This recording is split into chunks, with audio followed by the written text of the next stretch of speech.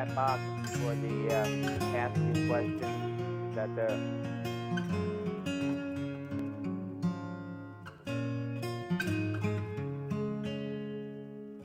You can also raise your hand. I prefer that they use the chat box because it gives me a time on it, and that way I can keep track of who's first and who's second. So please use the chat box so I have a time on it that I can call you in the correct order, and I won't. And that way we won't be going around. Somebody won't feel like that I've left them out. I don't see the chat box on my screen. President Margolis, we have been At the indicated by bottom next to the TV6 shared screen. that we are on the air. Okay. Okay. I'm going to call this meeting to order. We have a quorum. This is the regular open meeting of the United Laguna Woods Mutual Board of Directors for the nonprofit. This is Tuesday, March 9th, 2021 at 9:30. We are doing a virtual meeting on Zoom today, so please bear with us. It's our first time using, and I want to go ahead and call the meeting to order. I want to thank the TV6, Grant, Chuck, and all the people behind the scenes that are making it possible for us to go forward and have meetings as we are doing. Are there any corrections to the minutes? If not, the minutes will be approved by acclamation. Does anybody have corrections to the minutes? Please raise your hand if you do. Okay, the minutes are then done by acclamation. So we're on to the report of the chair. I'd like to share a little bit of my history. Many years ago, when my children were little, the family got our first dog. Naturally, we wanted to have it well behaved. This was in the late 80s before Google. So we read books about the best forms of dog training. One thing we learned was that just saying no was not enough. No does not convey what is the preferred behavior. What activity is yes activity. And the best way in keeping things positive, praising and rewarding good behavior when you see it. There's so much negativity in the air, it's almost difficult to breathe. Please think of the staff. If every day you had to look at complaints, what would your reaction be? Are we getting where we want to be by complaining? Let's spend some time catching the staff doing something right. And let's not forget to look at opportunities to practice this with each other as well in the village and in our board meetings. No one comes to work saying, I'm going to do a bad job today. But morale plays an important part in the quality of work that is performed. No one wakes up in the village thinking, I'm going to be miserably negative today. When morale is high, people get more done. Let's raise the morale of the workforce, the residents in the village this month. Let me start with something positive. Most of the vulnerable residents have already had their vaccination and soon shall, due to the superlative job of the Memorial Care volunteers. It's wonderful having such a great relationship with Memorial Care, and things soon will start opening around us. Look forward to making this the best spring. Okay, I gather we have an open forum today. Eileen, would you like to read the ones that you have? We're going to limit it to 2 minutes because I hear there's a fair amount of people that want to speak. So let's go ahead. Go ahead, Eileen. Good morning. Our first comment is from Joanne Manon, 136U. Please read this statement at the United Mutual Board meeting. I belong to platforms of social media. One of those is Nextdoor. In a short period of time, I've learned that you don't come there for factual information to learn by. Most facts are turned around and twisted and take on a new life. Everything of importance is changed into a political agenda with comments of nothing more than opinions and false information. I support your implementation of the social media policy as you are proposing for the above reason. I want to continue to love, learn, and grow with the community, knowing I have the real facts. The next comment is from Teresa Frost. Actually, yes. And she is at 411B. As a former Nextdoor lead and member, I would like to express my support of your social media policy. While social media can be a positive method for neighbors to connect, it's also been proven to be a tool for political agendas that breed misinformation. At Laguna Woods Village, with our diverse group of seniors, we need to be mindful to keep information clear and concise. Most HOAs have similar policies to ensure their communities are not corrupted by political agendas, and I support your measures to implement the social media policy you're proposing within United Mutual. Our next comment is from Joan Sang, Manor 2018-0. I would like to propose installing several recycling bins within Laguna Woods for plastic bag recycling. Currently, residents have to drive out to specific stores to drop off unused plastic bags for recycling. Having some recycling bins inside the village would make plastic bags recycling easier.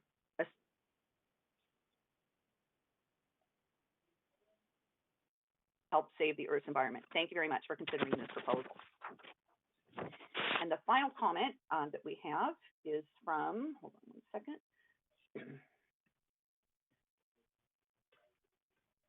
Helen Zhao, 329D. And she says, Dear HOA board, I got 2 letters from compliance department which said I cannot have 30 pretty pots, blue and white flower porcelain, in my garden, even if I have reduced them from 55 to 30. But one of my neighbors can have 300 cheap plastic pots. Her house number is, maybe we won't read that, and is within 2 minutes walking from my home. Attached, please find photos of 300 cheap pots in her garden. Also, another family have 50 and another have 40. I do not think it's fair since we paid the same amount of HOA fees, but where we treated differently. How come she can have 300 cheap pots, but I cannot have 30 pretty pots? I hope I can be treated equally, not because she is a white woman and I'm an Asian woman, not because she is a senior resident and I am a new resident.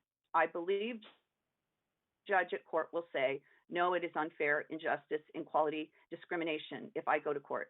Please correct yourself by approving my application and allow me to put 30 pots in my garden as the rest of the residents do. Or nobody should have pots in the village at all. Human being needs beds for sleeping, plants need pots to hold them. Nothing's wrong with the pots, otherwise Home Depot would not sell them. Thank you for your understanding and help. I'm looking forward to hearing from you. Okay, do we have a number of people that would like to speak, participants? Grant? If there is any residents who would like to speak, please raise your hand at this time using the raise hand feature.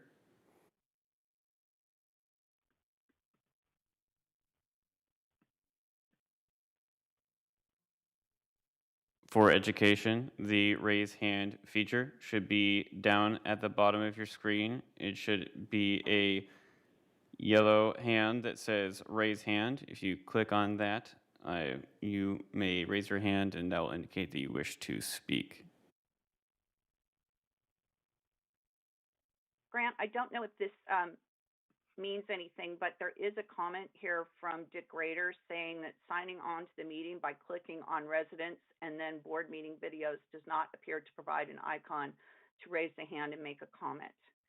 I believe the icon appears only if you're given a link to the meeting.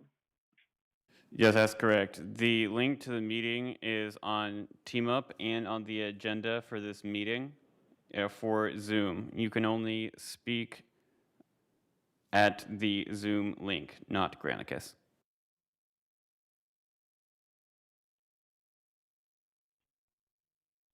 Okay, well, we'll hope that they relink. I want to just make a comment here about social media. I put the social media topic on the closed meeting session for the following reasons. 1, the lawyer needs to be in attendance, and we're limiting his attendance to save money. 2, I wanted a full board discussion instead of just the governing docs committee. The resolution is not in final form. It will not be voted on until it comes before an open meeting board presentation. If you want to give us input, we will accept it. We are very much open to input on this, and we're going to be working with Eileen to find ways to get around it and ways to make sure that all of the board members feel like they have a voice. So that's why it is on the closed meeting. I've heard some people comment on that. President Margolis, yeah, we do have a yeah. comment from a resident, Jeannie Braden. Please bring him on board.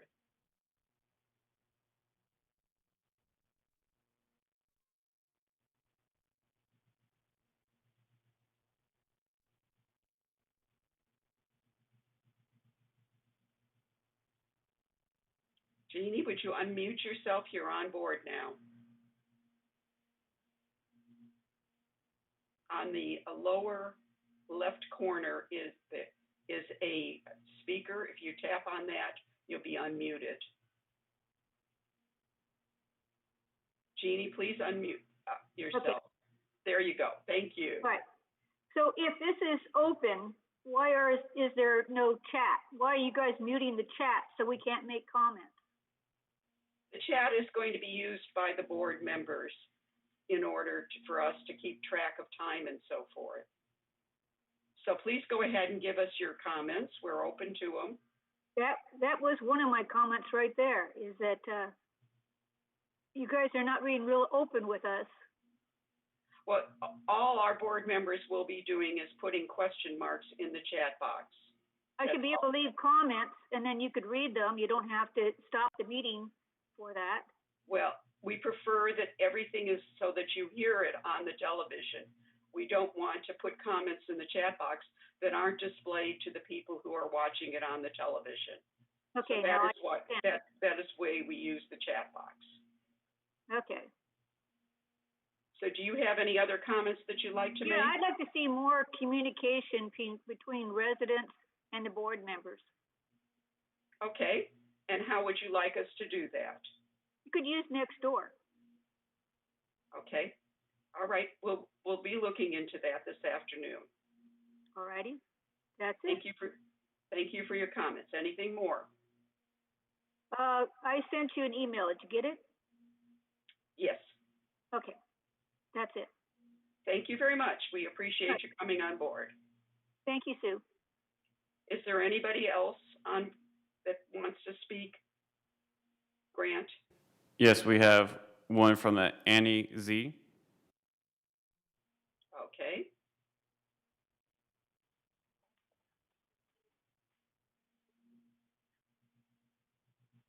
Annie, would you go ahead? And there you are. Great. Hi, thank you, Sue. I would just like to, as I wrote a letter to the Globe last week, I am opposed to closing off social media for our directors and communication with the residents. I really like when I see our board members on Nextdoor.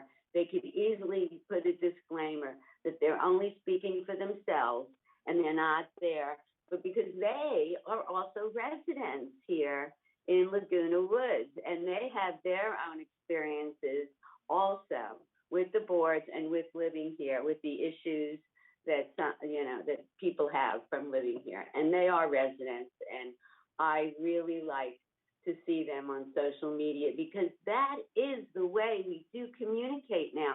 And I just want to remind you all that the last president of the United States got on his tweet every day to communicate. So, this is the way things are now. This is the world, and the world is communicated through social media. Okay, thank you very much. We will take your comments. Our lawyer has drawn up a statement to be put into social media if we permit our directors to do it. So we are looking at that situation, and we appreciate your input. Thank you so much. I just want to say this about the lawyers.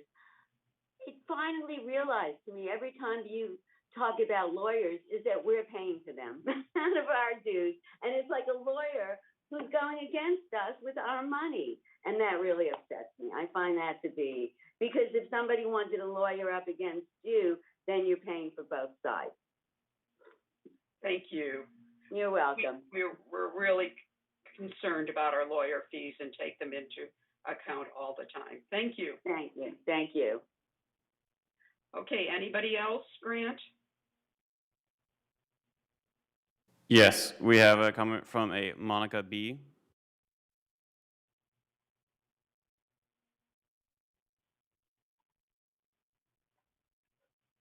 Hi.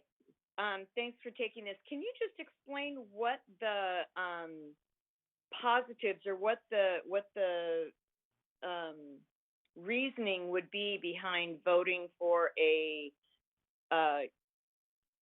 do not communicate with social media? Can you? I don't understand what the positive aspect of that would be. I don't get cutting off communication. Could you explain that? Certainly. The situation is when you become a board member, you speak for the board. So every one of us needs to be in line with the rest of the board members, unless we figure out a way to make it so that they can put a disclaimer in. But when you're a part of the board, we vote on things and you have to support. You're part of the unit. And so every information that you put out reflects on the board. And so we're very concerned that if we have a rogue director or something goes on, that they put out a message that is incorrect, we can be sued because they are part of the board. And that is the reasoning on it. So we're trying to get a happy medium so that we know that everybody knows when something's put out by a board member that it is what the board voted on, and we will be able to do it that way. So that is the situation with what we're doing right now. And we have not put together our social media, and we're looking at all the variants that we can look at to make sure that we communicate with the residents as much as we possibly can. I understand that, but you're not saying that all of the board has to agree to a particular thing before it's voted on, are you? Definitely not before it's voted on, but right. Once it's voted on, they have to back the board. I understand that, but prior to voting, would it? Well, then if it's put on social media prior to voting, then it cannot be considered a board. If people see it and think it's the board voted on it, then we're in trouble. And you can see that there is a fine line there. I definitely can see there's a very definite line there. But if something hasn't been voted on, wouldn't the chatter, if you will, or wouldn't the communication from the residents be helpful in order to go into a vote? We do get, that's why you're on this meeting, is so that you can give us the feedback before we vote. Got it. Thank you. All right. Thanks. Cash, not yet. Okay, is there any other speaker?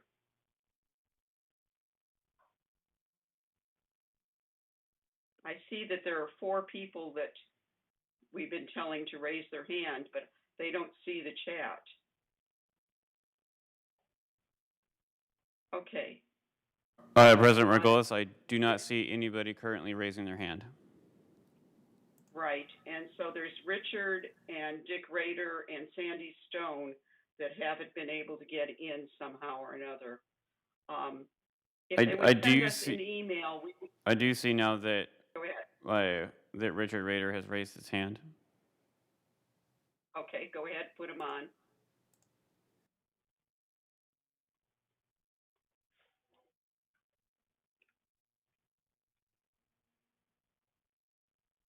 Okay, Richard, we're ready for you. Please unmute yourself.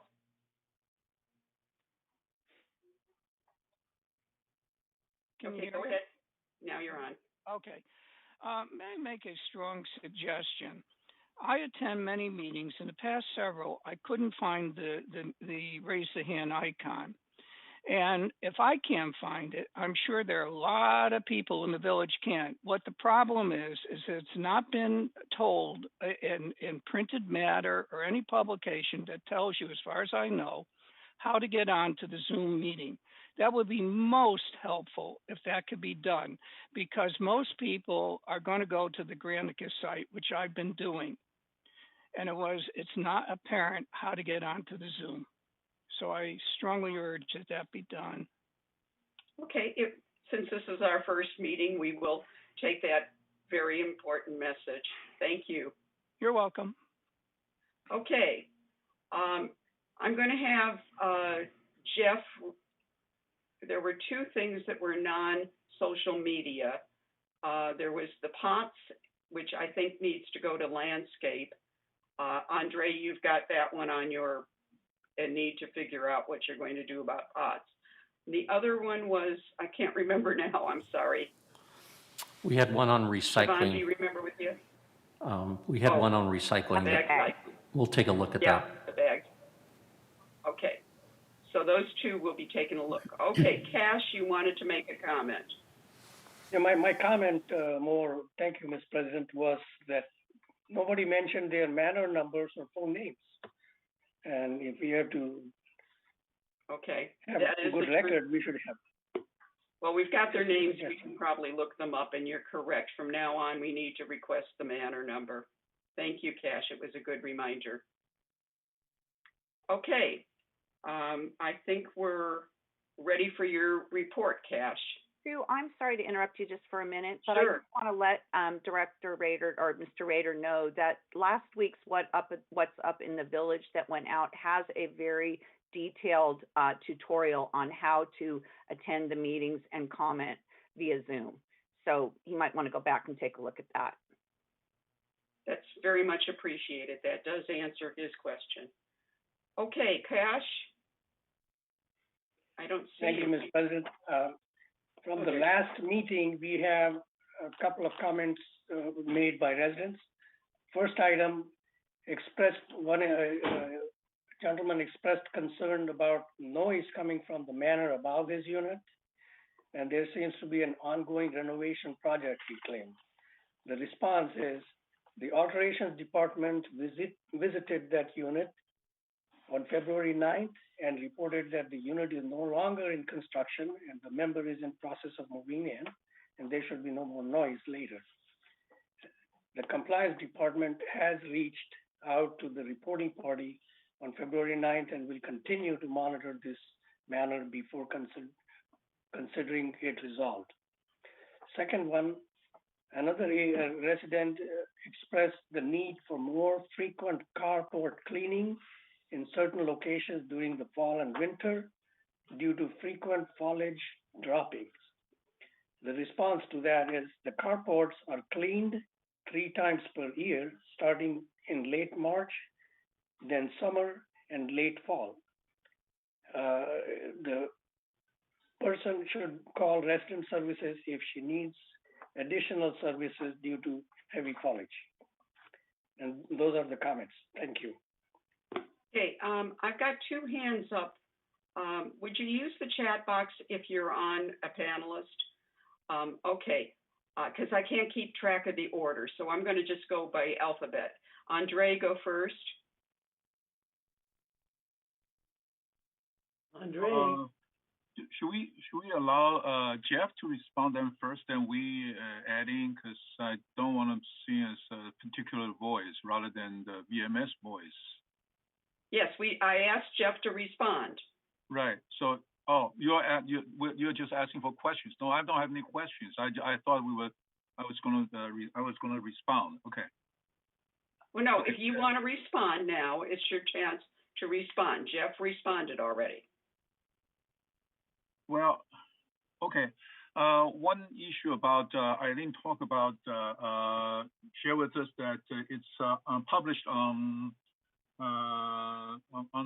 how to use Zoom on the newsletter. This is exactly the time that we need to use social media to communicate with residents. Apparently, many people don't know. So this published newsletter is a silent announcement. People don't know that it's in there. Even I don't even know that it's in there if I don't read it. Okay, so is it possible that we publish in social media and say, okay, we have this one, here's the link, please read it. And if anybody asks the question, just send out the same message again and again and again. Okay. Other than just they have to come here to get information. Well, the reason we have this meeting is so they can get information. Thank you. Now, if this is the Andre, only place you're they done. can get information, I have some problem there. Okay, I hear you, and we'll discuss that this afternoon. Elsie? Yeah, I just wanted to, on Cash's report about the man who complained about the noise. He's right behind me, and the woman, she didn't have the alteration was over months ago, and she was repairing a damaged shower thing. But anyway, she's moved. She's gone. She's out of here. She was out of here a couple of weeks ago. So I think I know what he heard was her packing her stuff because she's out of there. Okay, thank you. So if he shouldn't be complaining anymore, I don't think. Right, that's what they're hoping. Okay. Please put your question marks in the chat box so I can see you. So now I'm going to go to Azar, who's put her question marks in the chat box.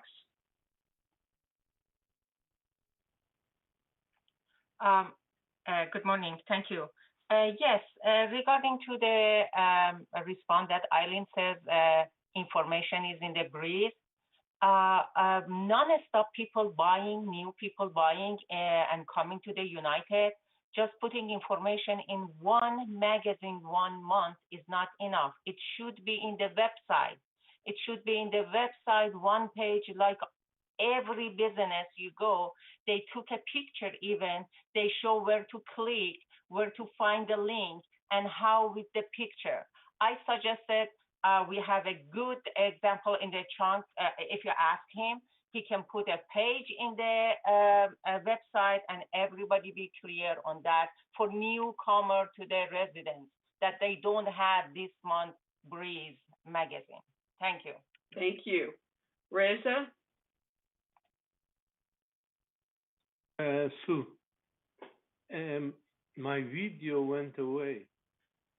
Can somebody help me to see how can I bring it back? Okay.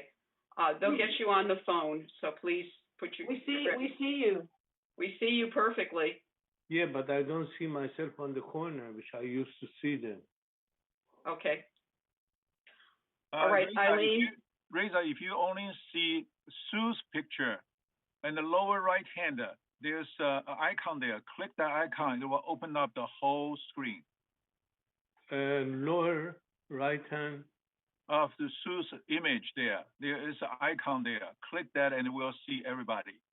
Okay. Eileen, go ahead. I don't see. I just wanted to clarify something. I said what's up in the village, which is the weekly email that goes to over 16,000 of our residents. Therefore, it is on the website. It's every time that email goes out on a Friday. Every one of those items is posted to the website. I don't want you to be confusing it with the magazine, with the Breeze.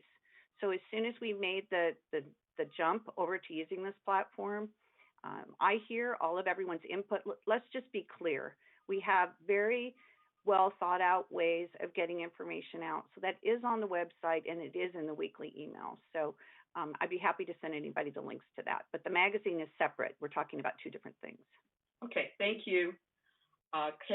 Carl, please.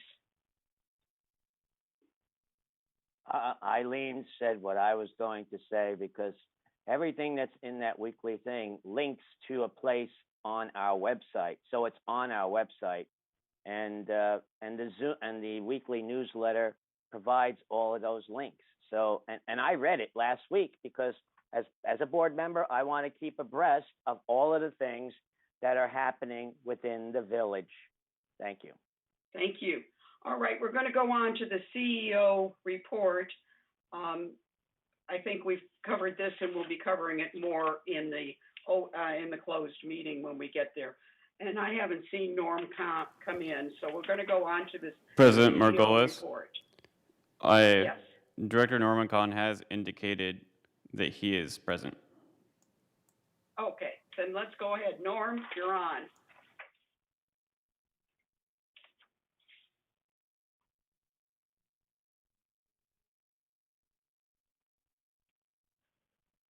Norm, have you heard me? Did you hear me?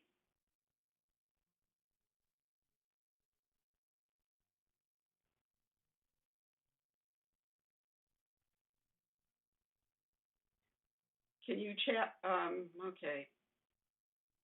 Let's go ahead then.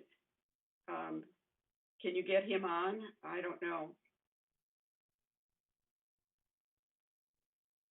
All right. Jeff, go ahead and then we'll get Norm on.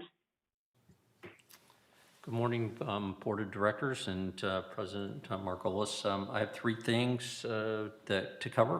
One is just an update on COVID and our operations. So the good news with regards to COVID numbers is that over the last 3 weeks, we've seen a steady decline in the, I'm going to take this off and speak a little clear, a steady decline in the numbers in Orange County and a very small uptick in the Laguna Woods numbers, which is for the city of Laguna Woods, which we're certainly a key part of.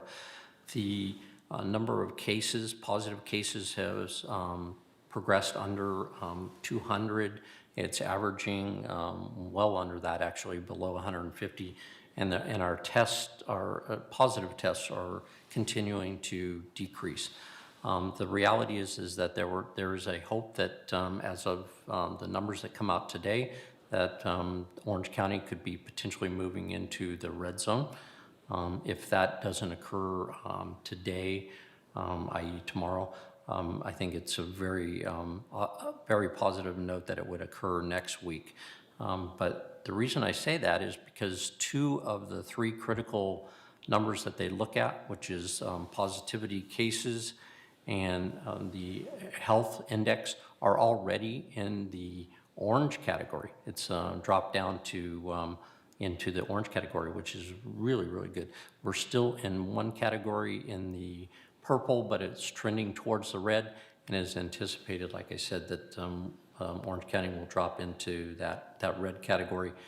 Each category, once you drop into a new category, such as us moving from purple to red, adds a little flexibility, especially in the private sector with regards to opening up restaurants and some businesses to a little more capacity. It will allow us to address pickleball doubles. We were able to move forward pickleball doubles by requiring people to give us a release, but going into the red, the release is no longer required as part of the red category. And once you get into the orange, you're even given greater capability as far as capacities. So we're looking forward to hopefully seeing that happen in early April. It takes 3 weeks under the current guidelines. Once you go into the red, it takes 3 weeks to, even if your numbers are there, to transition to the next color. So anticipating this week going to the red would be in the second week of April going into the orange category. That's all positive from my perspective on seeing the numbers and giving us more flexibility. Wanted to briefly mention the vaccine clinic that we've been holding over the last few weekends. We've been doing our second dose to our residents. We've done approximately 8,000 residents have received their second dose. That was a very effective approach that we took with regards to working with Memorial Care and their volunteers, and Eileen coordinating that along with our staff involved with operations. So I want to thank them for all of that. We have one more day of our second dose, which is this coming Friday. We will be concluding our second dose applications with that activity. We are also doing our in-home vaccinations, second doses, to conclude that operation. I wanted to mention if any individuals did not get a first vaccine,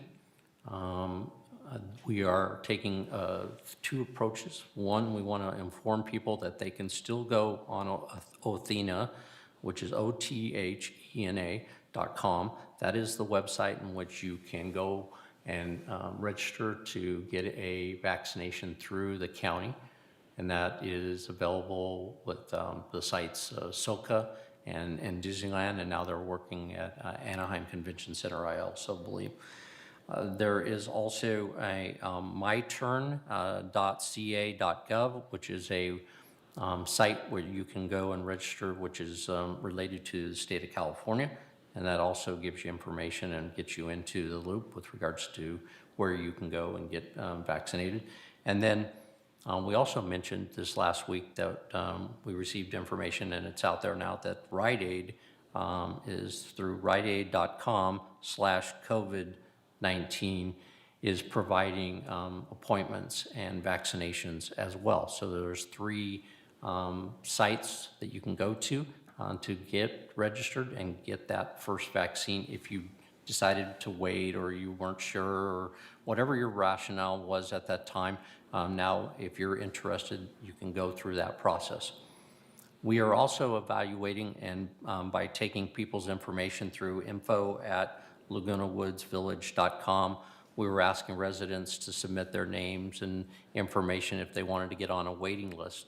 So we were evaluating whether or not there's the possibility of getting additional vaccines through Memorial Care in the county so that we could do potentially a one-day vaccination clinic using the Johnson & Johnson vaccine, which is a one-shot process, and looking at doing what we'll call catch-up or a single vaccination day to address people who are 65 and over in the village who chose not to at the time or for whatever reason wasn't able to get the first vaccine. Now, we know a lot of people have gone outside of the village to do that, so that's great. We want to encourage you to continue to do that. Our goal is to get as many people 65 and over vaccinated. As far as regulations from the CDC or the feds or state, they haven't brought out anything new with regards to people who are under 65 at this point in time. They're still focusing on everybody 65 and over. So I wanted to just mention that with regards to COVID. In operation point of view, one of the things that we've been talking about is how do we move forward and where do we move forward with regards to reopening facilities and how is that going to be promulgated out. So we've been working on that.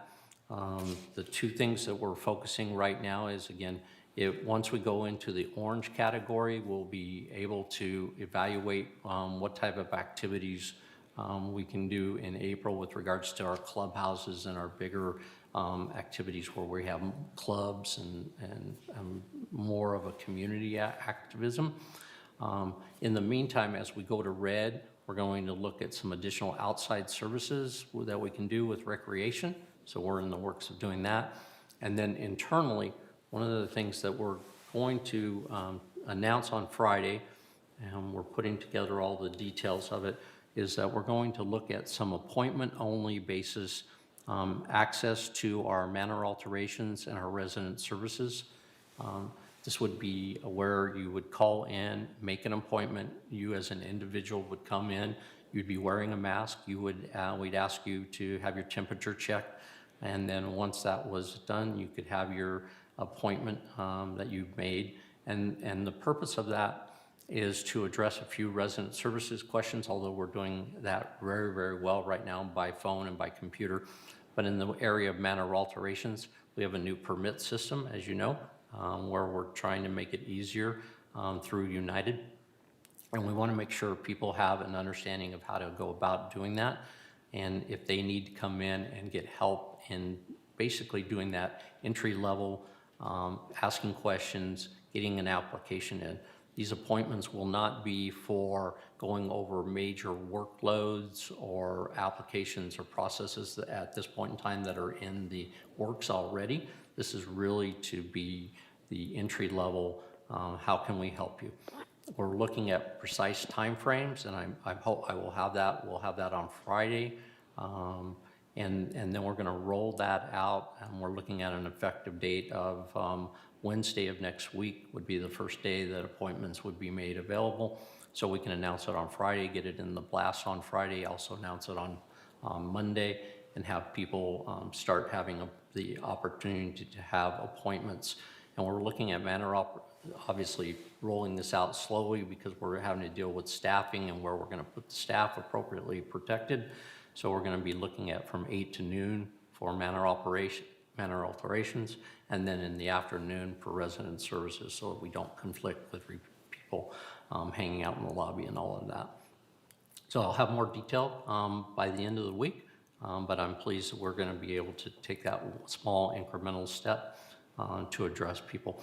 And I just wanted to mention also with regards to our resident services, we're already doing outside appointments where we do our RFID and signing documents and stuff like that, that is referred to our resales or residential services. So we're already meeting with people, but we're doing that outside. We'll continue that operation at this point in time.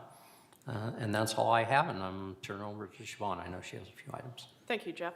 Honorable President, members of the board, I have a few announcements for you this morning, please. First off is new resident orientation. Residents new to the village are encouraged to attend a virtual new resident orientation session. These informational sessions are an opportunity for new residents to become familiar with the operating rules of your mutual and to talk to a board member who represents your mutual. The next orientation for new United residents is tomorrow, Wednesday, March 10th at 4:30 p.m. Residents must RSVP by emailing Executive Assistant Becky Jackson. Her email address is becky.jackson@vmsinc.org. Arizona Pipeline is working in the village to upgrade Southern California Edison equipment at 5 locations. The SCE equipment upgrade work in United is underway on Via Mendoza by Building 871 and on Via Alhambra by Buildings 815 and 685. Village landscaping, asphalt, and concrete affected by the work will be replaced by SCE Arizona Pipeline to village satisfaction. The Pool 1 boiler is in the process of being replaced. This is going to take approximately 4 weeks to receive, install, and configure the new boiler. While this development affects pool temperature, Pool 1 will remain open until such time as the temperature drops too low to allow swimming. Staff is covering the pool nightly to retain as much heat as possible. The Recreation and Special Events Department will keep residents apprised of the progress of the boiler replacement. Spring carport cleaning begins in United on Tuesday, March 23rd, beginning in cul-de-sac 9 and cul-de-sac 62 to 67. The schedule will be available on the website and be included in Friday's What's Up in the Village e-blast. The cleaning will go on through the end of April. And just a reminder that Saturday, March 20th is the next free bulky item collection date. Please remember to notify resident services prior to setting out any materials. The number for resident services is 949-597-4600. Place your bulky items next to the trash enclosure or in the same location you set out your trash bins. The items should be set out the night before or no later than 7 a.m. on Saturday, March 20th. That concludes my updates this morning. Thank you very much. Thank you, Siobahn and Jeff. Andre, you had a question?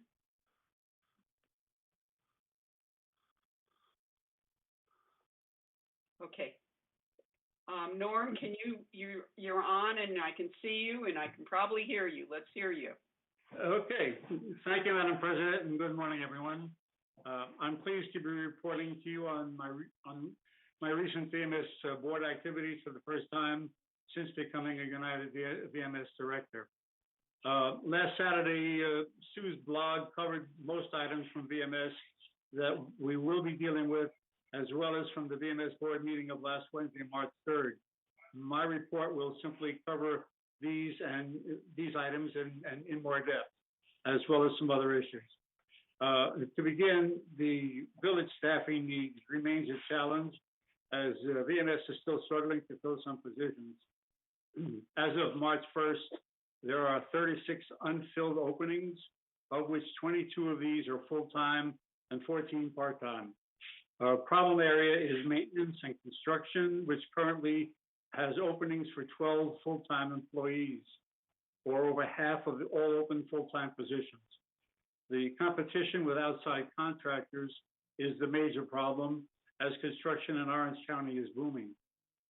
Human Resource Manager Carrie Weldon and VMS staff as well is diligently working on alleviating the problem in a very difficult labor market.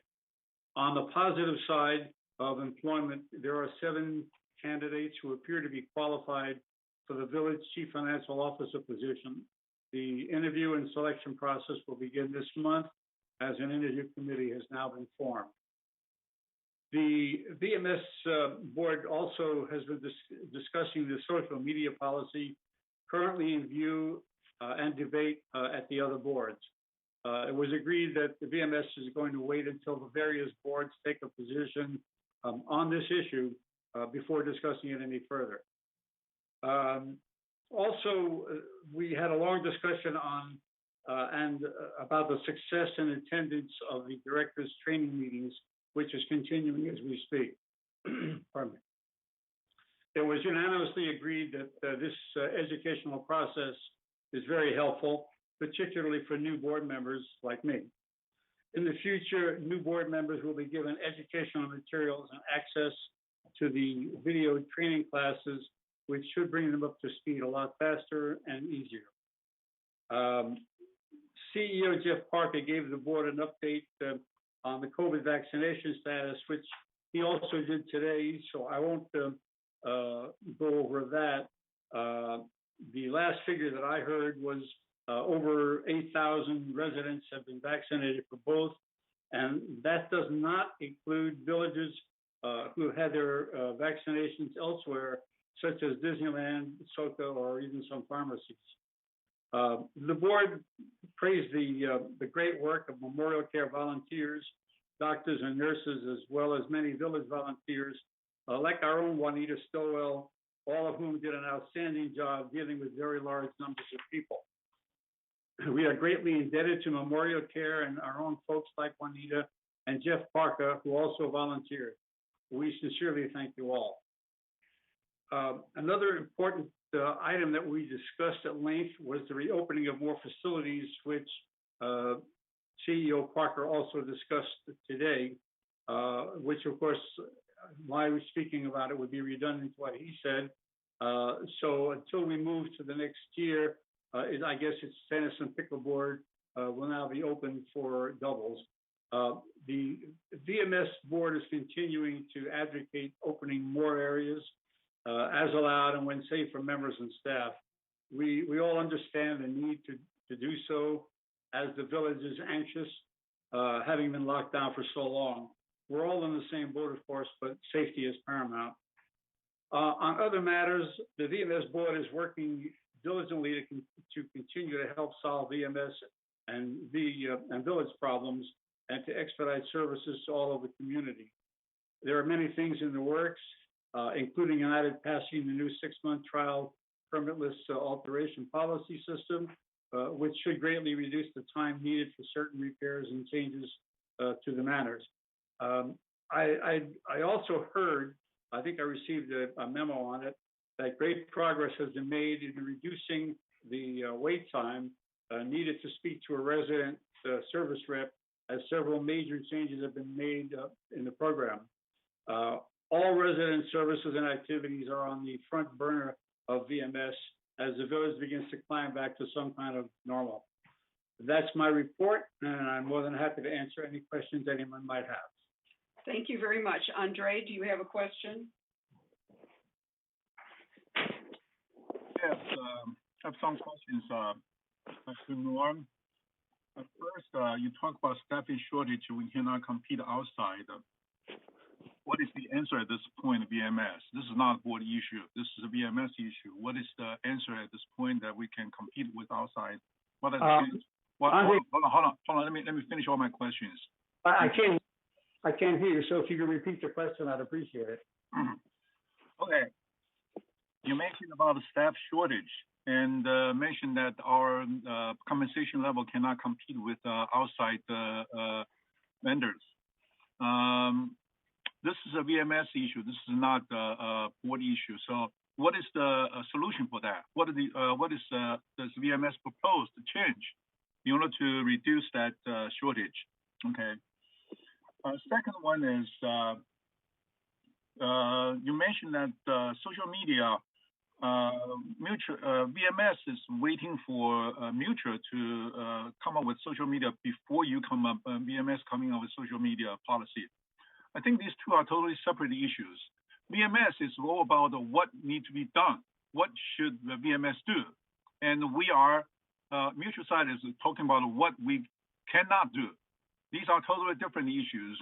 And also the do's need to come before the don'ts. So I would like to hear what. Okay, Andre, I think he's got your feelings, so let's let him answer your question. It's not just a feeling, okay? It's the way that things work. We need to identify the do's before we identify the don'ts. Once the do's are identified, then we can say what else is in there, okay? And also the third one is to I'm not sure it's a Jeff or VMS, but we were talking about. Eileen will provide a social VMS social media policy or plan. I haven't heard about it. Is it coming or is it going to be? It will be in our closed meeting. Please hold off, okay? I thought it was decided that we deciding. No, it will be in the closed meeting at this time because she has not completed it. Thank you. Okay.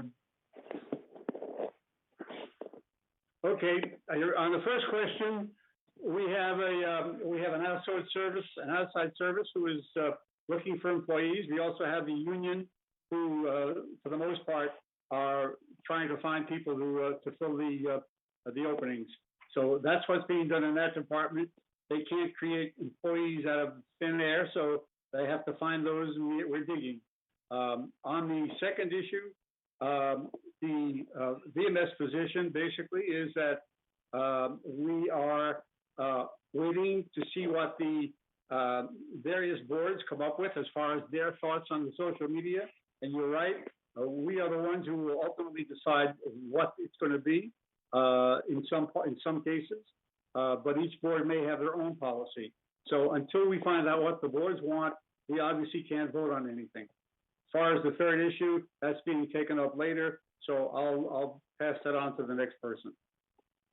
Okay, I have some question about, you mentioned about staff shortage, waiting for the, need to negotiate, work with the union and working with outside outside agencies. Andre, that is something that needs to be discussed in the closed session, not in the open session. Thank you. Let's move on.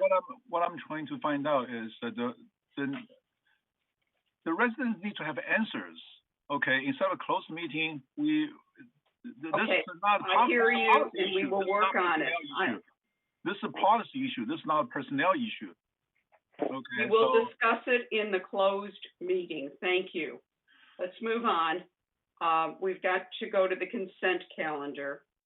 Now, Brian, we'll take your problem up when we get to the unfinished business. Okay?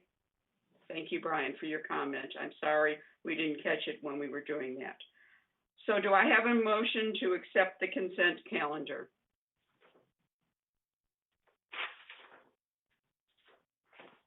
I so move. I second it. So it's Brian and Carol. No, wait, okay, now can we discuss it? I'm sorry, can we discuss it now? Yeah, now you can discuss it, Elsie. I'm putting it in the chat box. Oh, just go ahead now, come on.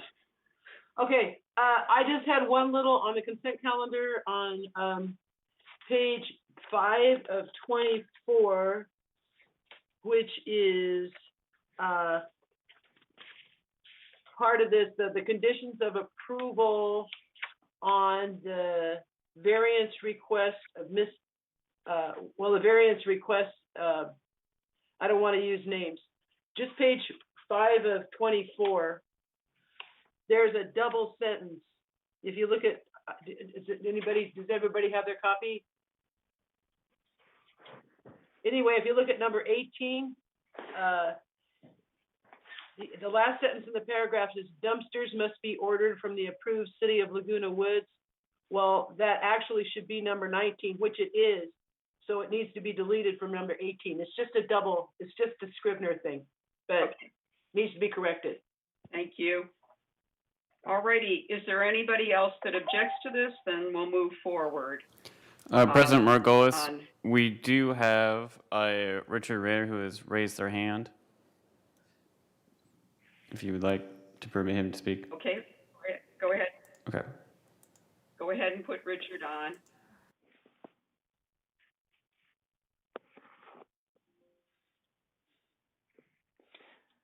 Hello, can you hear me?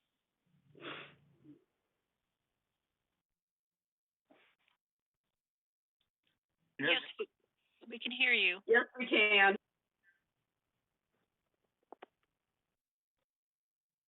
Now you're muted. Try to unmute your. There you go. Okay, that raised hand is an error. I have nothing to say.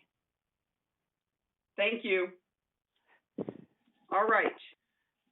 If there's no other thing, we'll take the consent calendar by acclamation with the Scrivener correction. So we're now on to unfinished business, and we're on to Azar.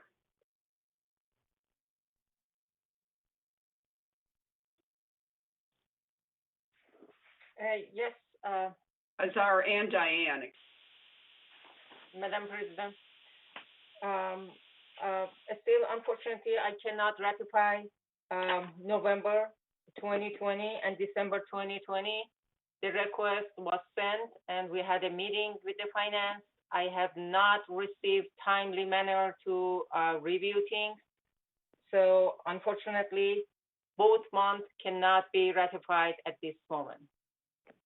What is the status on January? January can be ratified. Okay. Diane? Yes, I agree with Azar. Okay. All right, we'll take a vote because I know there's going to be a no vote on this. So let's go ahead and I'll take a vote. Carl? So we're ratifying January and we're not ratifying November and December because that's not Correct. what it says. That So, is correct, Carl. so we have to modify this somehow, I guess, and say Yeah. January only? January only. That's the modification. Okay, so if it's January only based on what Azar said, I say yes. Cash?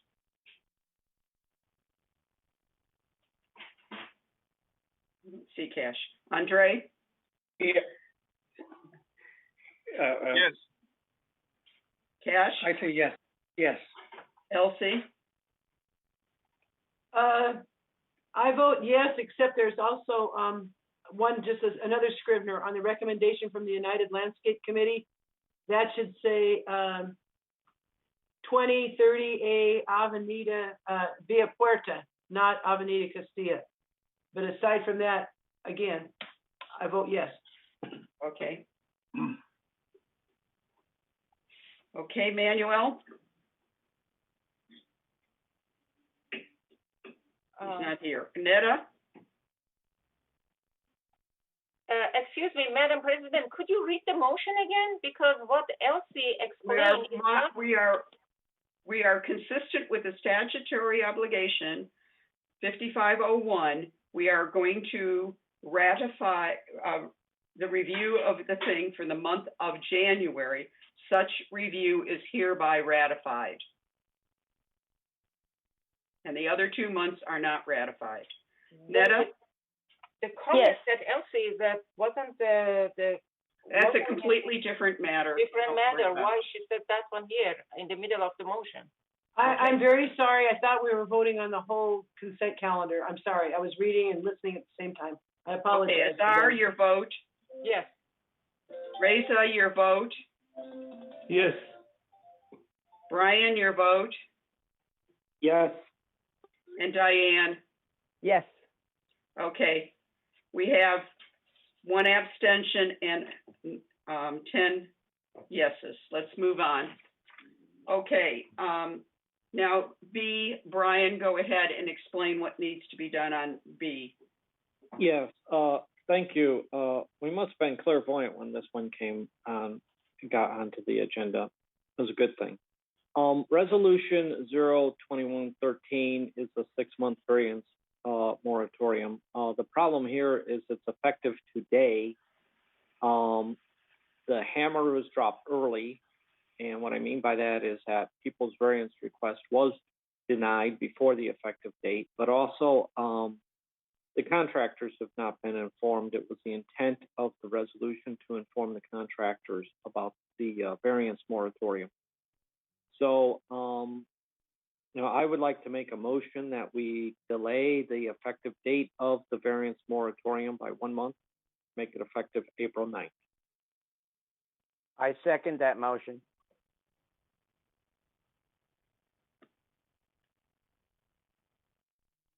You're muted, Sue. I've got a plumber in here doing work, so I have to mute when he cuts. Okay, is there any discussion on this? Robbie, do you want to discuss anything?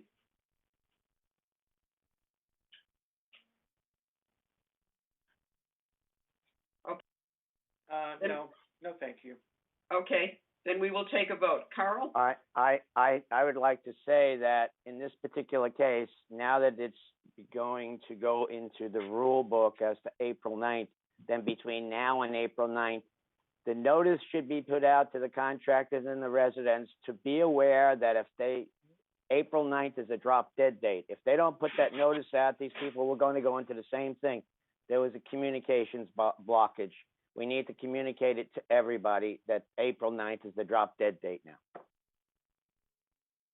Okay, so let's go ahead. Anybody else have any comments? All right. Yes, Reza, go ahead. I have a question. What is this variance about? I can't remember the 02913.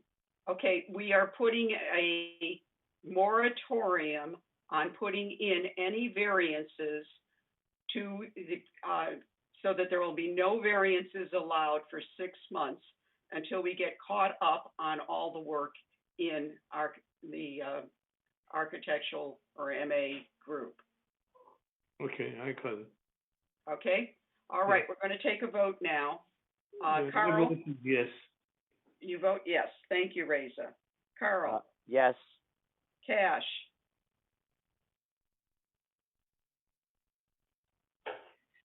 My question is, I'm voting yes, but we are holding any variances until April 9th, or are we putting a moratorium until April 9th?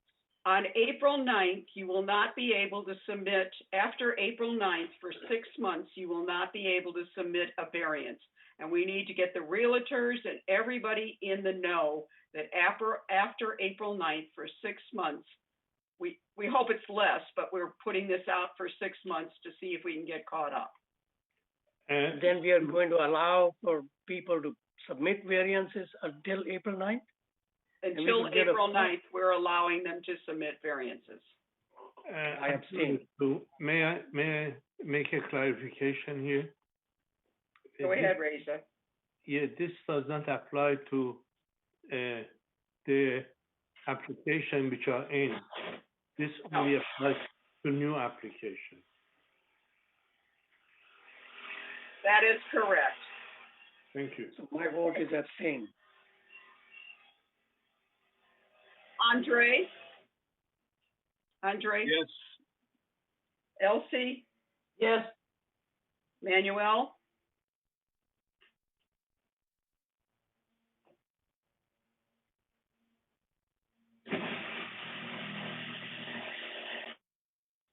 I can't hear you, Manuel. You're muted. I know, I'm trying, okay, I got unmuted. Okay, my vote is no. Okay. And did we already vote on 11A? Because I had to take a telephone call. Did we vote? Yep, we voted on it, and I put you down as an abstention. Well, no, my vote is no, and that's because we're in violation of Civil Code 5515. All right, I'll take No, it as this a no now. It's not a Well, problem. no, my comment is important. We are in violation of Civil Code 5515. Okay. And so I'm notifying all directors of that, including the VMS. And I had to take a telephone call. I missed that. Very important. You all need to look up Civil Code 5515 because all the mutuals have been in violation of that requirement for a number of years. Okay, it's no different 5510 A and B. So now I'm alerting you all. We have major violations with Civil Code 5515. And my vote is no. My vote no. I got you down. On both of them. On both of them. Netta? A and B. So I have a question. It's just kind of confusing for me. If somebody's buying the home, they close the escrow, for example, around the April, and they want to go move on, but doesn't have a good flooring, and they want to change the flooring to just live in the unit, what they can do? That isn't an alteration. That is a normal thing. It's not a variance. So a variance means that you're structurally changing the place. But for the flooring, they're supposed to get the permit. Yeah, I mean that all the permit or permits. just the... Netta, it doesn't mean you can't get permits. What it says is you can't do any modification to the building that requires structural changes. Okay, structural changes. Okay. What's your vote? I prefer to do the abstain. Okay. Azar? Abstain. Abstain. Brian? Yes. Diane? Yes. So we have 3 abstentions and 1 no.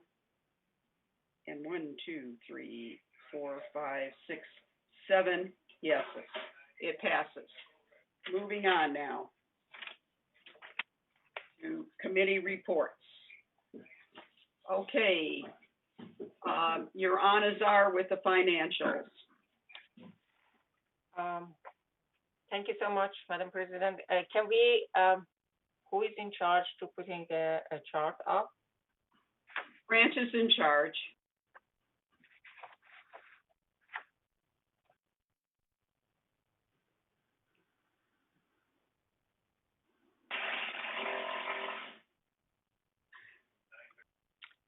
Thank you so much. Just let you residents know that the Finance Committee had a meeting on February 23rd, 2021, and the next meeting will be March 30th, 2021 at 1:30 as a virtual meeting. This is a treasurer report. You can see the first chart is reporting as of January 31st, talking about the total income as a revenue. We have 2 kinds, assessment revenue of 3.7 million and non-assessment 76,000, end up with a total revenue of 3.8 million. If the minus of the total expenses, 3.3, we end up with a net revenue of 534,000. Can we have the next page, please? In finance, we keep a close eye on the operating portion of our financial results. So here is the operating fund. So that's page 2. Yes, operating funds only. So the assessment from revenue from the operating was 2.8, and non-assessment revenue, including many items like laundry or income investment, was $121,000, end up with total revenue of 2.9 million, minus the total expenses of 2.5 million, end up with operating surplus for the end of January, $343,000. This is without deducting depreciation. Can we have page 3, please? This chart is important because it's a full income statement and compares those results to the budget. You can see, as I said, the net surplus revenue is 534. If you are the budget was minus 93,000. So in that case, when you add together, we end up the variance of $627,000 for the month of January, favorable to the United. And then the next page, please. This page is important because you can see where those favor to the United comes up when you're adding. You can see outside services was favorable to United, 376,000. And this is basically was based on the timing of the project. And the next one up to that is 155,000 regarding to the compensation. A favorable variance result primarily in MNC department and landscape due to timing and limited services during the COVID-19 pandemic. As you can see, the next is material and supplies, which is 70,000. Again, favorable variance resulting in several areas in operation. And we can see the next one is 41,000 in property and sale tax. Favorable variance result due to lower property tax expenses than anticipated. The only unfavorable that you can see is unrealized gain loss on investment. This was about $52,000 unfavorable variance due to adverse condition for bond investment during the reporting period, which was January 31st. Can we have the slide 5? This is easier on the eyes because it's a pie chart, and you can see this is a total non-assessment revenue. As I said, non-assessment means those that is basically comes from the charges. As you can see, 91% of this $76,000 come from fee and charges from the residents, and only 9% cover with the others like lease processing fee, investment income, laundry, and other income that VMS can charge a resident. And the next slide,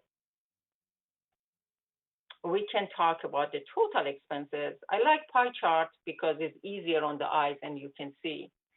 This is the total expenses for the month of January, $3.3 million. And you can see that 34% of that is from employee compensation, followed by 29% property and sale tax. In the next chart, we can see we take this one off. But when you put together, they bring the percentage of insurance down to 10% and utility 10%. You can see on the right side of the chart the breakdown of the utility if you are seeing here, which is water, trash, electricity, and I don't know why the telephone is only $56.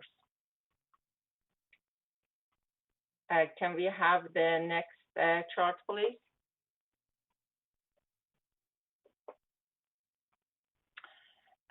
This is the total expenses like the other chart, which is pie chart, but we just took the property tax and sales tax out of that. Then you can see now this is the whole expenses, which is almost 50% of the money goes to the compensation. And that's what they're paying to getting the service. And follow up with the 14% of insurance, which equal to 14% of utilities. As you can see, goes on with the 10% outside services, 8% material and supplies, and net allocation to mutual 5%.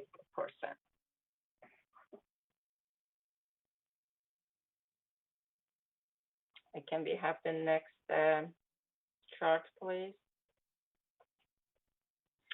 We are very interested in knowing the balance in the funds. As you know, all of residents, we have two kind of funds, contingency and reserve. And you can see the beginning of the January was contingency $921,000. Contribution for the January was $62,000. With the reverse of some echo expenses, $11,000 added to that, we end up with $994,000, almost $1 million in contingency fund.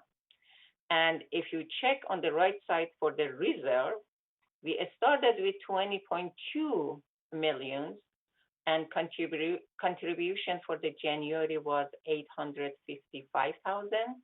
However, we had the expenditures of 720,000, which end up with, as end of January 31st, $20.3 million for the reserve account. Can we have the next page, please? This is the fund balance comparing the last 5 years, and we like to just compare to see where we stand. If you look at that, the very tiny line, blue line on the top, shows the average line, which is 21 million, and you can see we are in that average of the 5 years. Comparing to putting contingency and reserve together, we are above $21 million.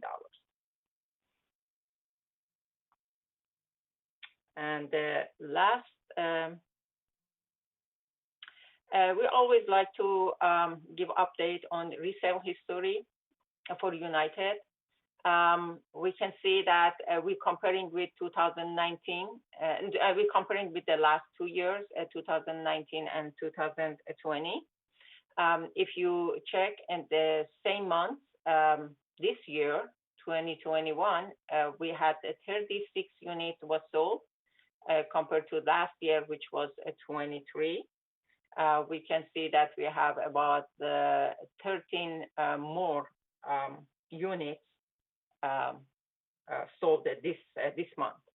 The good news is the average resale price holding up above 260,000 as the average, and it looks, this graph comparing to other one, you can see this blue one compared to the orange and yellow, both of them at the first bar. If you look at the blue one is the highest, so it is a good start 2021.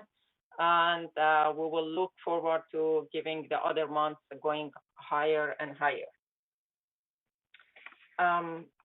That was the, do we have the statement, the next page? That is a statement of revenue. Do we have that one? No? Okay. Brian, can you go ahead and give the next report, please? Yes, on February 18th, we had our Architectural Control and Standards Committee, very full agenda. We reviewed variances, asbestos matters, and the backlog and the matter alterations. The next meeting is scheduled for March 18th, 9:30 a.m., and it will be a virtual meeting covering much of the same items. Thank you. You want to give a little update on the asbestos, please? Sure. Yes, we are looking at a resolution for the asbestos and to define when asbestos abatement is required versus when it is not, to provide some guidance to the membership. Thank you. Thank you. Kayash, will you do member hearings, please? Thank you, Mr. President. Let me also thank the two members, Elsie Addington and Reza Bastani, for assisting me in this. There were 8 collections and lien enforcement hearings, and 3 disciplinary hearings were conducted, and staff recommendations were accepted in most cases with slight modifications recommended by committee members. That's my report, ma'am. This is a closed meeting, and the next meeting is scheduled for March 25 at 9 a.m., and it's a closed virtual meeting, so it's not open. Thank you very much. Elsie, governing docs. Thank you, Madam Chair. The Governing Documents Review Committee the last one was held on February 18th.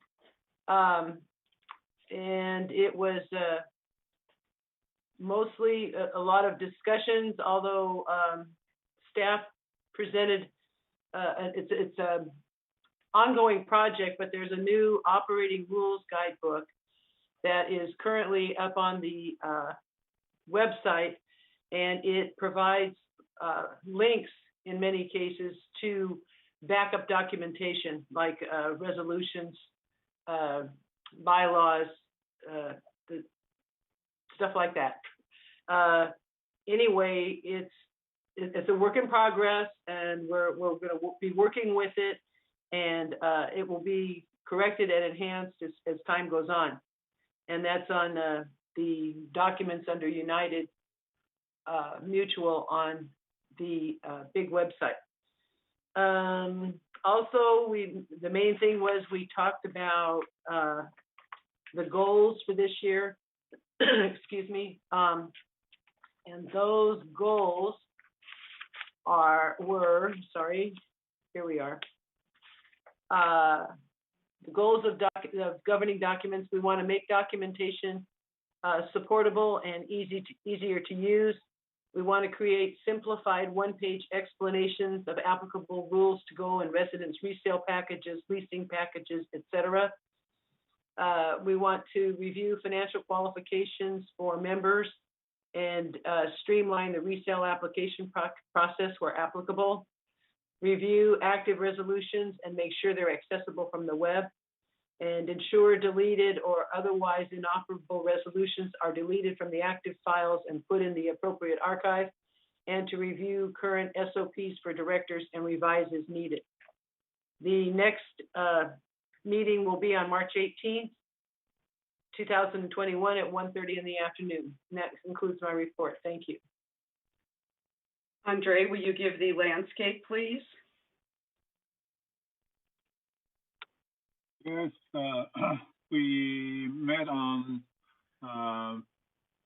February 11th, and we talked about issues like KPI reports. Landscape has prepared those reports and indicated that ticket counts has significantly reduced in most work centers for 2021. We will further analyze workload performance to demonstrate these improvements and share with us the leading KPI to forecast what's going to happen in the near future. Second is we review the bagging mower versus mulching mower. This is a very good concept, but we need more financial cost and analysis, financial cost and benefit analysis in there. Will be discussed at the coming meeting.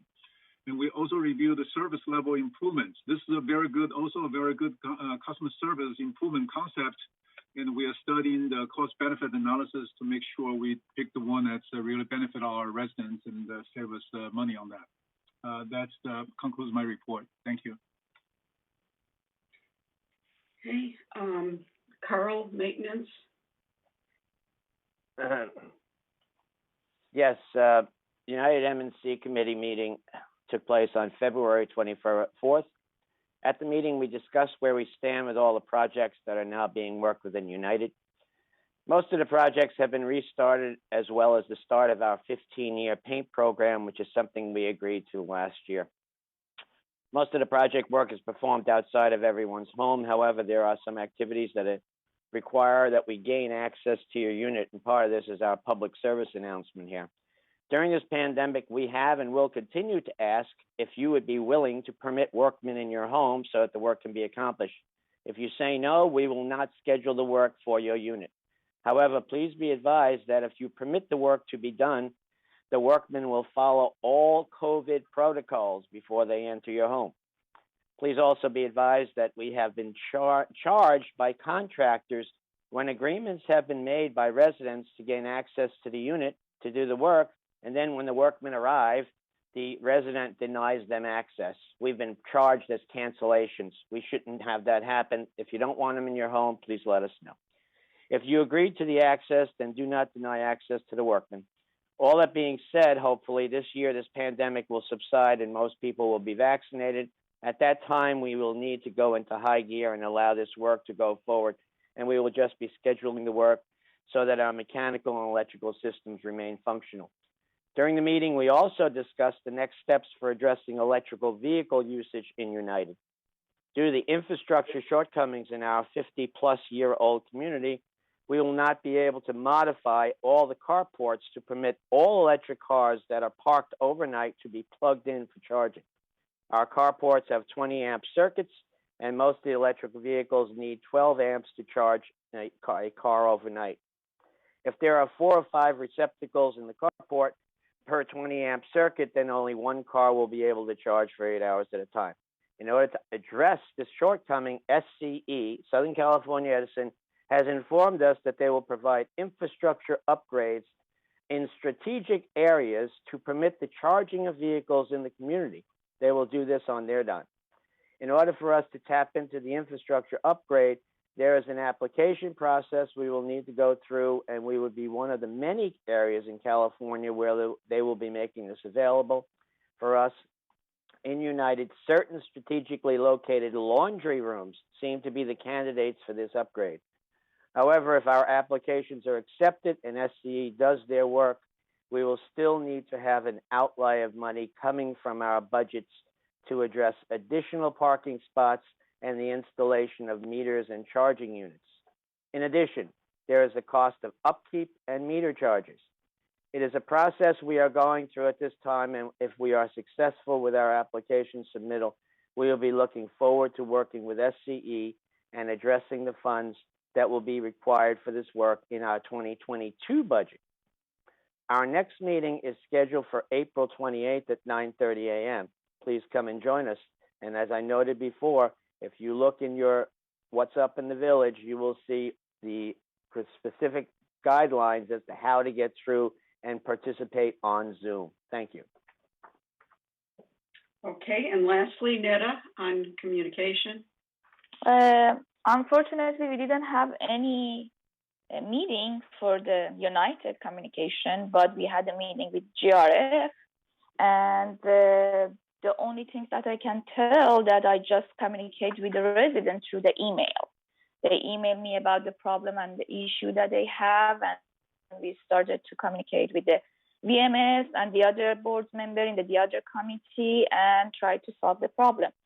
And anytime that they want, I just put my email on the Breeze and the website and the Globe, I think. And my email is n.ardani@yahoo.com. Thank you. Thank you. Okay, Azar, you're back on for GRF Finance.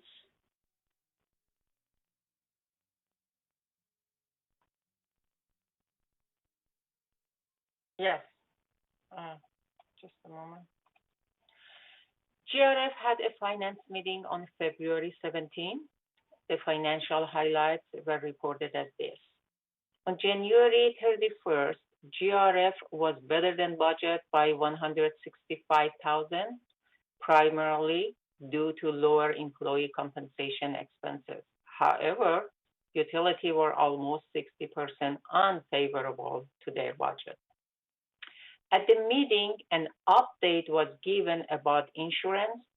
The RFP has been issued for a new broker, and the new broker had a presentation on February 18. Additionally, a cyber liability insurance policy has been secured and is in place as of January 28, 2021. A presentation was given by Sageview in the financial analysis for long-term holding. He suggested that having 10% of money in equities would not be a risk and would increase the returns on investment. Also, there was a presentation from our bank, Bank of America, on why the bank fees are so high. They explained many features that bank offers for that fee. However, we are not in need or can use many of those expensive features. A motion was passed that CFO getting information about other three banks' fee to compare with Bank of America. GRF Finance meeting will not have any meeting on March, and next meeting will be April 21st at 1:30 p.m. Thank you. Thank you very much. Okay, Andre, CA strategic planning, is there any update on that? No, we'll meet Wednesday next week. That's our first meeting since our United Board meeting. Thank you. CAC, Elsie. Thank you, Madam Chair. We had a meeting of the Golden Rain Foundation Community Activities Committee on Thursday, February the 11th, 2021 at 1:30. Items that we discussed were utilization of open activities, updated outdoor activity list, shared fee financial analysis updates, and the July 4th, 2021 Alternative Entertainment Committee. The utilization of open activities and the updated outdoor activity list. Residents who want to know the most current openings and new hours and procedures for outdoor activities are advised to pay attention to the various announcements on our email, because those are always updated. Recreation's really good at getting that information out there. So the blast and what's up in the village, those are all very good resources. We also discussed Garden Center 2 gate.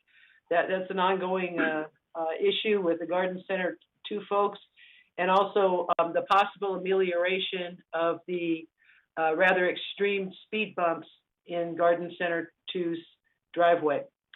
Our next meeting is March the 11th at 1:30. Thank you. Okay. Andre, GRF landscape. Yes. There is no meeting since last November 30th, 2020. So our next meeting will be tomorrow at 1:30. Thank you. Carl, GRF maintenance. Thank you. GRF M&C Committee had a meeting on February 9th. At that meeting, we reviewed the project log for work that is planned to be worked during 2021. With that review, we decided to table certain projects and go forward with others. We were also provided a presentation on the use of microgrid technology in this community.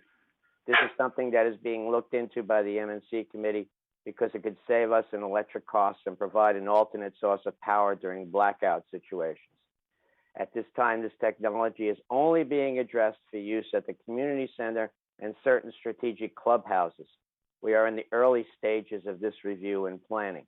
We also reviewed the potential project regarding the modifications and upgrades that have been budgeted for the golf driving range. We also performed an on-site walk down with VMS personnel. We are still deciding on how we can reduce the workload and associated costs with regard to this project. Many people on the committee feel that the current budgeted cost is too high and should be reduced. The Performing Arts Center work is still in the planning stages, and we are acquiring bids and putting together scope plans for the work that will be done in that building. The workload has been substantially reduced, as well as the cost from what was presented at last year's meeting. All of the work will now be done piecemeal by different contractors that have experience in the work area that is being considered, For example, the curtains will not be replaced. They will be repaired and cleaned.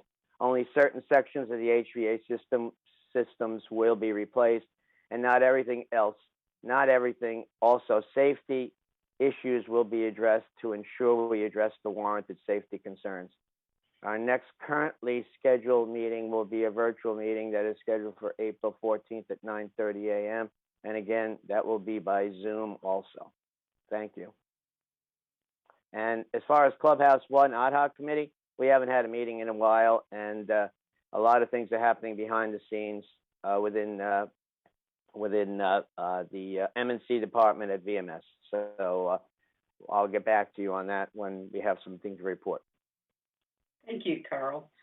Netta, Media and Communication. Media and Communication held on February 22 at 11:30, sorry. And, regarding to the member comments, Ms. Pauline stating that we are moving open meeting to a Zoom platform, which will allow residents to come on and ask questions and receive answers live. Mr. Holland added that the goal is to move all committee meetings to the Zoom platform beginning with the March meeting. The few reports and talk about the February-March 2021 issue of the Village Breeze, the new board training series, board of director handbook, and vaccination clinic in Clubhouse 9. And about the broadband, Ms. Pauline stated that the GRF board made the decision to rerun and discuss the broadband group's report at the next board meeting. And Mr. Holland present the year-end financials for broadband service, media services, TV studio, and the Media and Communication Administration within the Media and Communication Department. He went over the revenue too.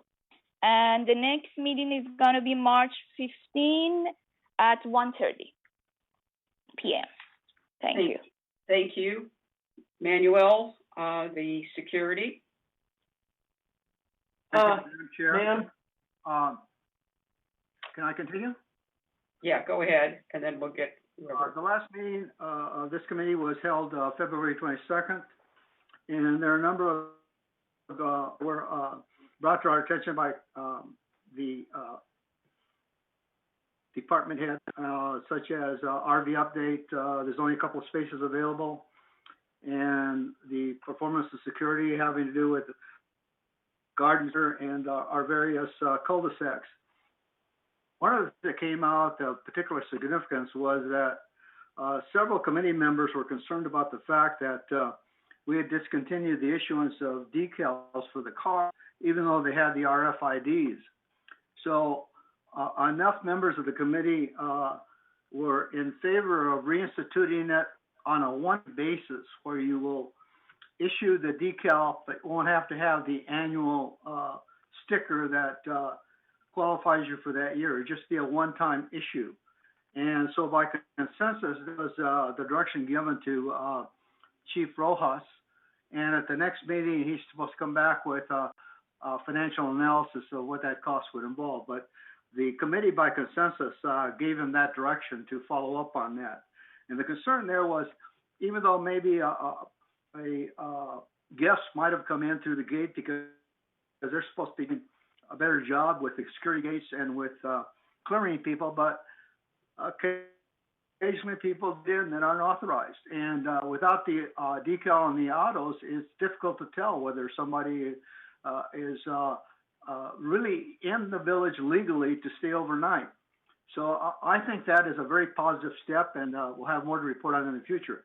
Another important thing that came out of the meeting, which again I am very much in favor of, and so was the committee, is that in the I guess it came from the Disaster Preparedness Committee, and Cash and his group didn't work, but they came up with a proposal where they can install a device called a Fire Avert 2-year stove. And based on the analysis that Chief Rojas gave us, majority of the fires in the community are caused by kitchen fires. And as much as like 8% of those are caused by unattended stoves, or leave their stoves on, don't even know they left them on, they left the unit. And so what this device will do, and what they're proposing is installing these in, I believe it's 6 units in each of Third and United, and it's only a cost of $930. And the only drawbacks to it are that if they install the unit, it's at the back of your stove, so it doesn't fit flush against the wall unless they do some minor alterations. But again, it didn't seem like any major thing. The other drawback is that in order for the device to go off, only goes off is your smoke detector is able to tell that there's smoke from that fire. And when the smoke detector gets set off, then that sets off the fire alert device, which is supposed to turn electricity to your stove and prevent the fire from continuing. Again, the committee voted in favor of that.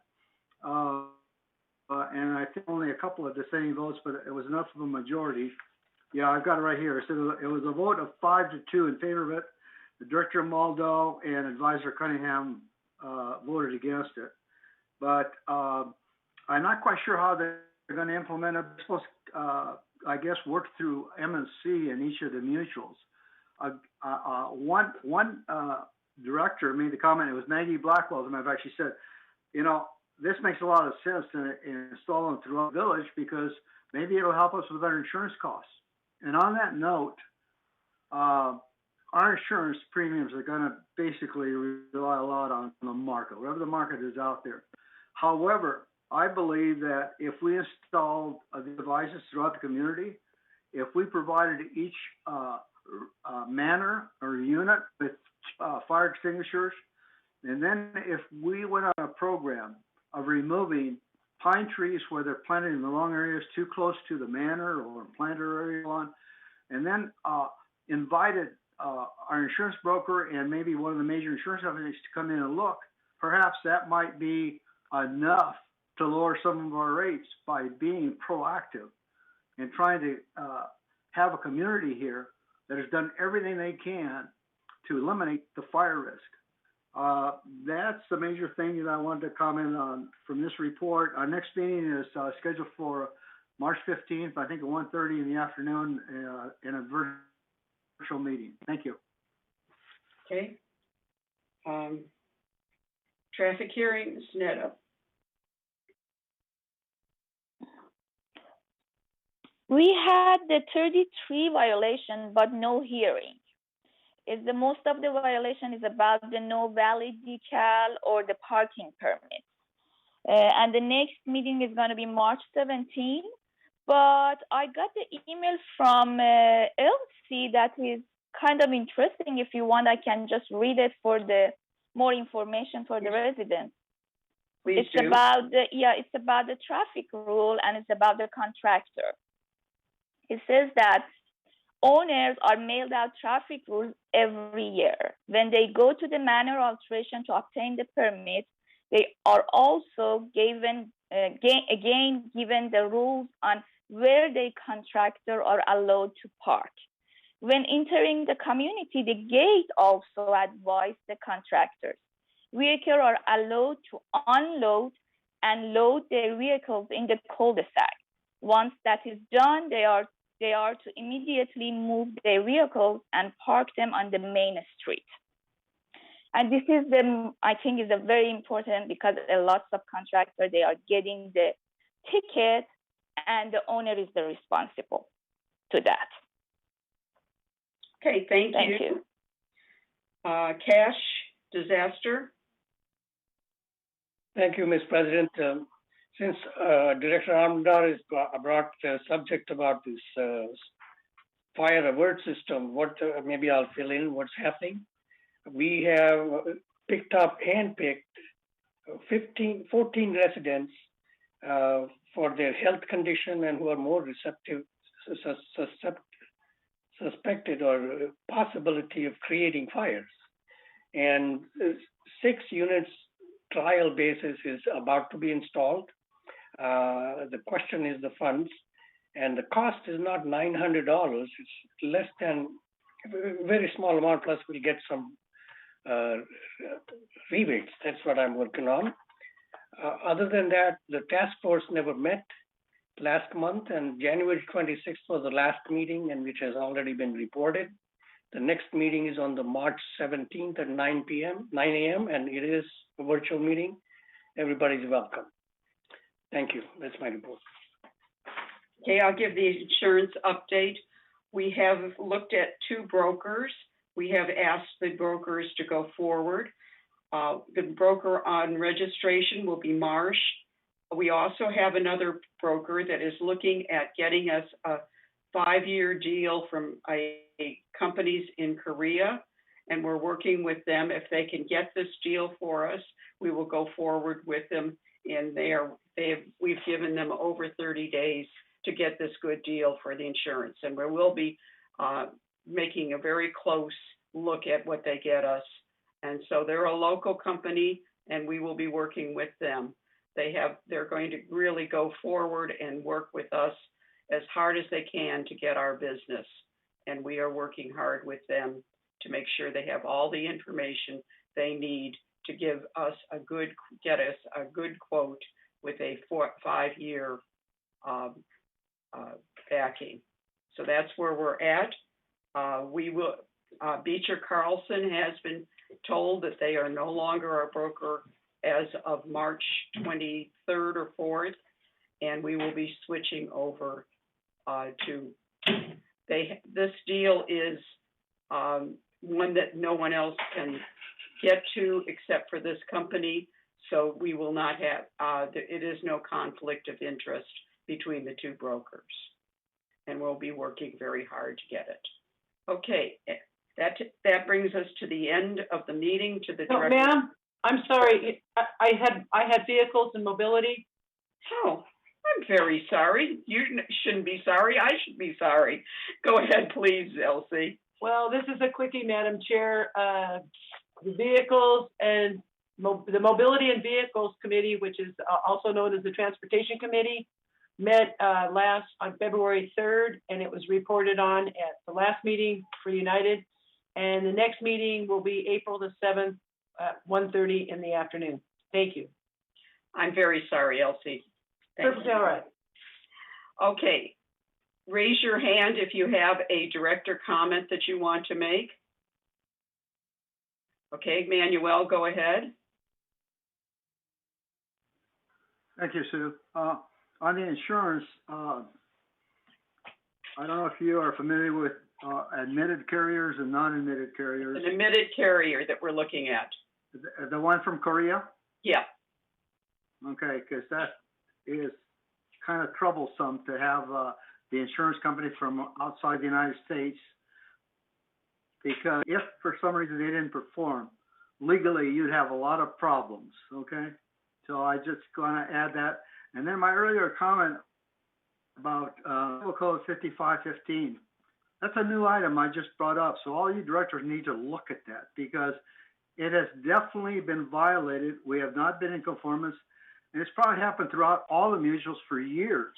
So we're not just talking about something new.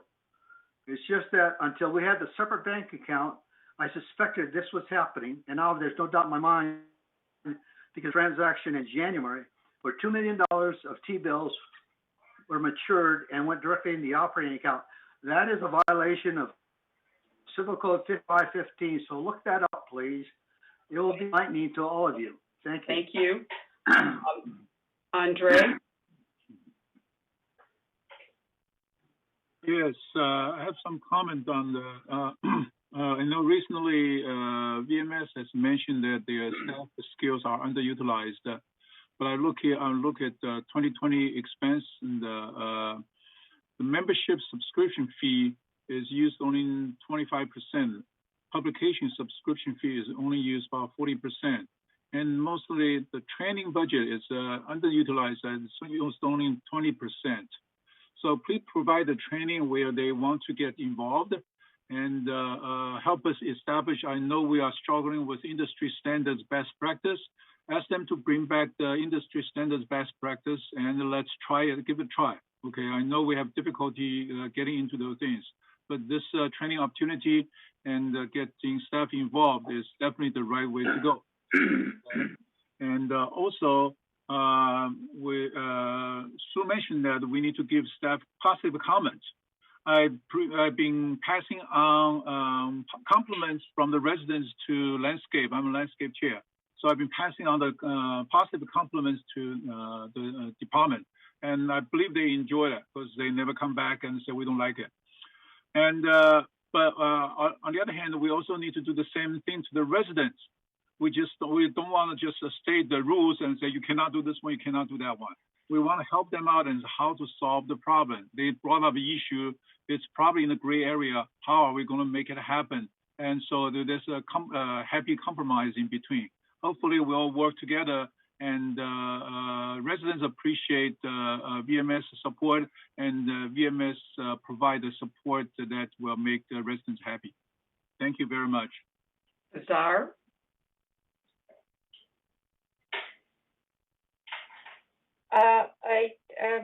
Madam President, you jumped from 14 to 16, and that future agenda, which was the 360 investigation. Are we discuss about that?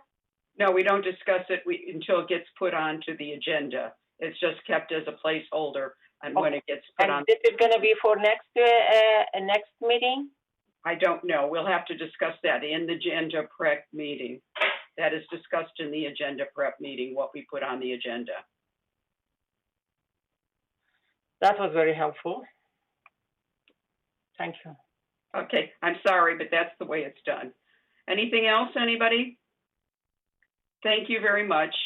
Yes, I had my hands were up. Okay, I just got it. Yeah, go ahead, Reza, and then Cash. Can you repeat the name of two insurance companies? Because I didn't catch them. Marsh is the insurance company that will be we will be taking over for until we get the other insurance company we have not. How do you spell that? What? How do you spell Marsh? M-A-R-S-H. And the other one, the Korean one, what's the name? I cannot give you the name on the Korean one. That is still under. We're still working with that. At this point in time, I can't give you that. All right, thank you. Okay, and then Cash. Well, I have one small comment.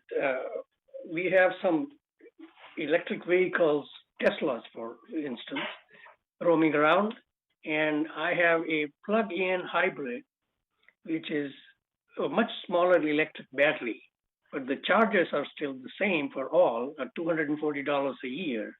And that's not fair because the Tesla gives 400-mile radius versus mine gives 25-mile radius. The objective of my purchasing this one was I could use local commute, but the charges need to be looked at. Maybe this is a GRF issue, but I thought I would bring it because both Siobahn and Mr. Parker are here. That's why I mentioned the comment. Great meeting. Thank you very much. Thank you. Okay, it is 11:23. I will give you 45 minutes. We'll be at 12:15. We will start again. 12:15. Thank you. Do we go off, or you don't have to go off? Just turn your picture